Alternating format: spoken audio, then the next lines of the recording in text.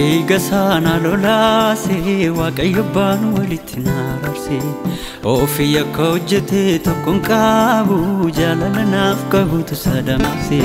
Barbaacha koof jedhee tolii dhufe ulfina abbaan qixxeessutu qabu Jireenya bara baraana kenne tola isaan jiraadheen tolan qabu Yesus ona kakuu araasitu na qalame Yesus bako bate jireenya naawame Yesus gatina ranjiru ambur madomera Yesus jireenya dabarre sawali argadera Ulfina koti atanaf Ulfina ko jireenya koti atanaf jireenya ko Fayina koti atanaf Fayina koti atanafi fayina ko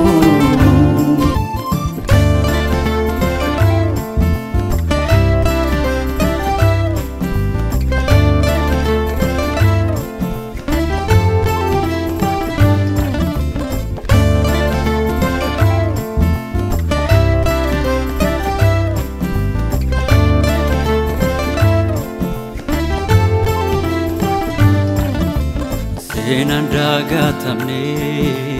kaniranda pamne kisa koti kabda atana fadda lakai sifito keje chotani wangu dana fujete atbaranulani naf kabda jalala akam badum fetu Naf kabda jalala Garana jabatu Naf kabda jalala Anaf jette dute Naf kabda jalala Fanora tiripate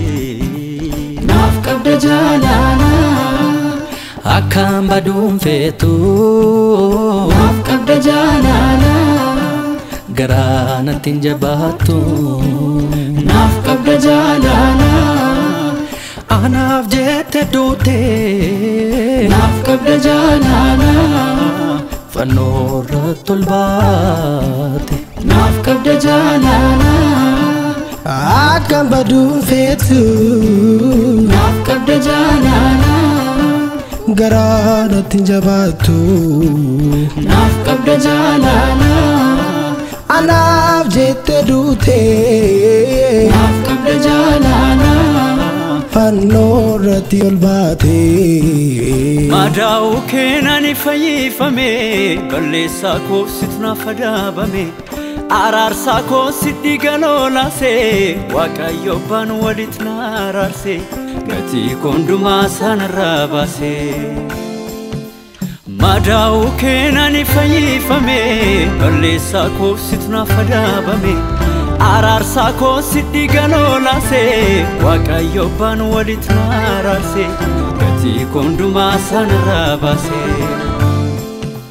Sinaaf dalagee jiru kondumaa Tagaarsise taamarras gaarumaa Bakka irru koo situ na dhaabate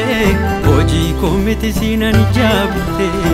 Raameeraa situ iddoo koo filate Yesus Yesus Yesus Jaalalatu si dirqisiise Fannoorratti si dhiibbise Eenyu akka keetti na jaallata Adda naafatti ulfaadhu gooftaa Jaalalatu si dirqisiise Fannoorratti si dhiibbise Eenyu akka keetti na jaallata Adda naafatti ulfaadhu gooftaa Jaalalatu si dirqisiise Fannoorratti si dhiibbise Eenyu akka keetti na jaallata Adda naafatti ulfaadhu gooftaa